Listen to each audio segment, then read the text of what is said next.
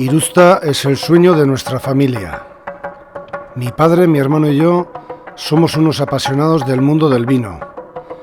Juntos decidimos crear nuestra propia bodega de Txakoli en la zona de producción más tradicional del País Vasco. El propio nombre de la bodega recoge el alma de nuestro proyecto, Iruren Uzta, cosecha de 3. Estamos orgullosos de haber recuperado la tradición centenaria de elaboración de Txakoli para Hondarribia, pueblo que da nombre a las variedades autóctonas con las que se elabora el Txakoli, Hondarribizuri y Hondarribeltza.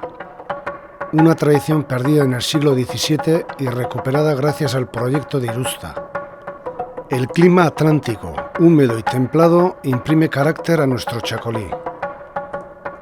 Ubicado en un lugar privilegiado, nuestro viñedo recibe la brisa marina de los acantilados de Jaizkibel. La uva autóctona Hondarribizuri es la protagonista de nuestras parcelas.